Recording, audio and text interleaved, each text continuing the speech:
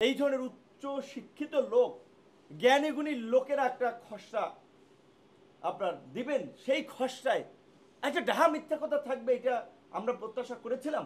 সরকারকে যতটা ধারণ করেছি, সরকার আমাদেরকে ততটা ধারণ করে নাই। সরকার শুধু ধারণ করেছে এনসিপিকে।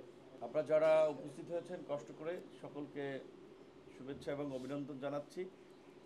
আপনারা সকলেই অবগত, গতকালকে বাংলাদেশের জন্য একটি ঐতিহাসিক দিন ছিল।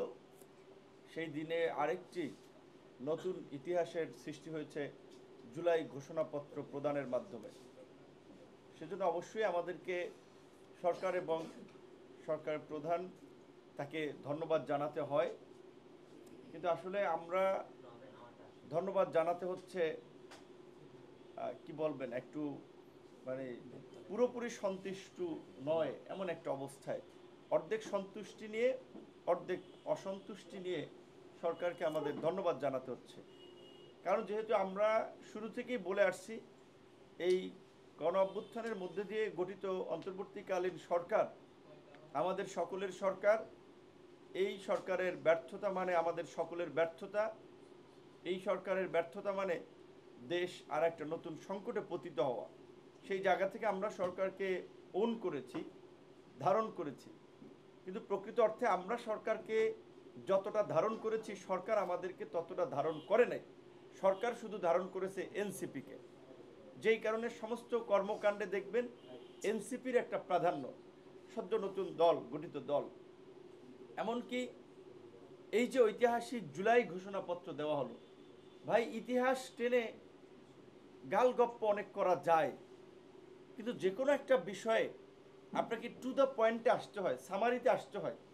আমরা এই যে 10-15 মিনিট 5-7 মিনিট কথা বলি, টেলিভিশন যখন একটা নিউজ করে তখন কিছুতে কাট করে 1 থেকে 1.5 মিনিট বা 30 সেকেন্ড 50 সেকেন্ডের মূল বক্তব্যটাকে কাট করে, বিকজ প্রত্যেকটা জিনিসের একটা জিস্ট থাকে।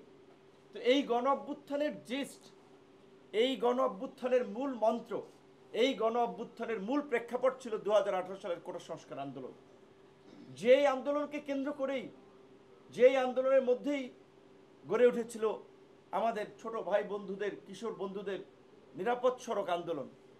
এবং এই কোটা সংস্কার আন্দোলন এবং নিরাপদ সড়ক আন্দোলনের ধারাবাহিকতায় আমরা তরুণ প্রজন্মকে নিয়ে এই প্রথাগত রাজনীতির বাইরে আমরা সংগ্রাম চালিয়ে গেছি, এবং সেই সংগ্রাম থেকেই জন্ম নিয়েছে ছাত্র যুব শ্রমিক অধিকার পরিষদ, গণ অধিকার পরিষদ। এবং 2024-এ যেই আন্দোলন শুরু হয়েছে, আমাদের সাধারণ সম্পাদক যেটি বলেছেন, এই ধরনের একটি মিথ্যাচার, এই ধরনের একটি বিকৃত ইতিহাস জুলাইয়ের ঘোষণাপত্রে থাকবে, এটা আমরা প্রত্যাশা করি নাই। যে জুলাইয়ের আন্দোলন নাকি শুরু হয়েছে দুর্নীতি বিরোধী এবং কোটা বৈষম্যের বিরুদ্ধে। কিসের দুর্নীতির বিরুদ্ধে? কোথায় আন্দোলন শুরু হয়েছে? এই আন্দোলনের মধ্যে কোথাও লেখা ছিল, পরিষ্কারভাবে ব্যানারে লেখা ছিল 2018 সালের পরিপত্র পুনর্বহালের দাবিতে, পরিষ্কারভাবেই বলা ছিল পুনর্বহালের দাবিতে, ব্যানারটা ছিল বৈষম্য বিরোধী আন্দোলন। কাজী এই ধরনের উচ্চ শিক্ষিত লোক, জ্ঞানী গুণী লোকেরা একটা খসড়া আপনার দিবেন, সেই খসড়ায় একটা ডাহা মিথ্যা কথা থাকবে, এটা আমরা প্রত্যাশা করেছিলাম। এই জন্য বলেছি, মন গড়া ইতিহাস লেখা যায় না। আওয়ামী লীগ 71-এর যে ন্যারেটিভ বিনির্মাণ করার চেষ্টা করেছে, আমরা দেখেছি এই জুলাই গণ অভ্যুত্থান নিয়ে একটি গোষ্ঠী, তাদের মন গড়া একটা ইতিহাস বিনির্মাণ করার চেষ্টা করা হয়েছে। আমরা বিএনপি, জামাত এবং এনসিপির সুস্পষ্ট বক্তব্য চাই। আমরা যতদূর জানতে পেরেছি, এই ঘোষণাপত্র চূড়ান্ত করার আগে দফায় দফায় ফরমালি এবং ইনফরমালি বিএনপি, জামাত, এনসিপিকে নিয়ে বৈঠক হয়েছে।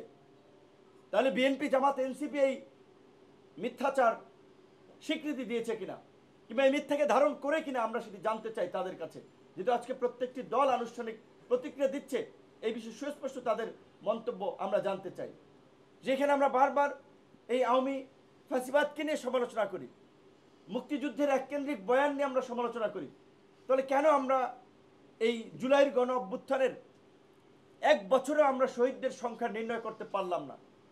কেন এই ধরনের একটা বড় ডিস্টেন্স, যেখানে জাতিসংঘ বলছে 1400, সরকার হিসেবে 836, বেসরকারি হিসেবে কেউ বলছে 1000 খানেক, কেন এই ধরনের তারতম্য হবে?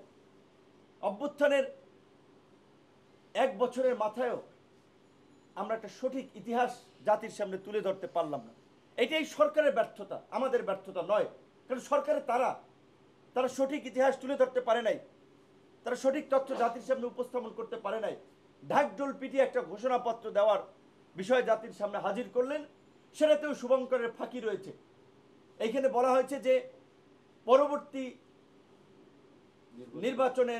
নির্বাচিত সরকারের সংস্কারকৃত সংবিধান, তো তাহলে পরবর্তী নির্বাচিত সরকারের সংস্কারকৃত সংবিধানে যদি এটি অন্তর্ভুক্ত থাকে, পরবর্তী যদি সরকারি ডিসিশন নেয়, তাহলে এই আপনার জাতীয় ঐক্যমত্য কমিশনের নামে এই তামাশার কি দরকার ছিল?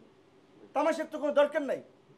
আমরা প্রায় 2 মাস সমস্ত কর্মকাণ্ড বাদ দিয়ে পরিবারকে বঞ্চিত করে এইখানে মানে ওই যে অফিসের মতো আপনার সকাল 11টায় আলোচনা শুরু হয়েছে, বিকাল 5টা, এবং শেষ দিকে আপনারা দেখেছেন 10টা 11টার দিকে আপনার আলোচনা শেষ হয়েছে। আমরা বারবার বলেছিলাম যেই সংস্কারগুলো নির্বাচনের আগে আইনি ভিত্তি এবং বৈধতা দেওয়া যায়, সেগুলোকে বৈধতা এবং আইনি ভিত্তি দিতে হবে, এবং এই জুলাই সনদের ভিত্তিতে আগামীর বাংলাদেশ পরিচালিত হবে। যেই জুলাই সনদের কথা ঘোষণাপত্রে উদ্ধৃত থাকবে, কিন্তু ঘোষণাপত্রে জুলাই সনদের কথা উল্লেখ নাই। যখন বলা হয়েছে যে এই ডিক্লারেশন আপনার সংবিধানের সন্নিবেশিত থাকবে, সেখানে যদি এইভাবে বলা থাকতো যে এই জন আকাঙ্ক্ষার বাস্তবায়নে একটি জুলাই সনদ রচিত হবে, এই কথাটুকু যদি উল্লেখ থাকতো, তাহলে এই সনদের একটা স্ট্রং আইনি বৈধতা বা ভিত্তি থাকতো। সেটি হয় নাই। তাই আমরা পরিষ্কারভাবেই বলতে চাই যে আমরা যদি আজকে বিভাজিত অবস্থান নেই, তাহলে তো পতিত স্বৈরাচার এবং ফ্যাসিবাদ এবং তার দোসররা অট্টহাসিতে মেতে উঠবেন।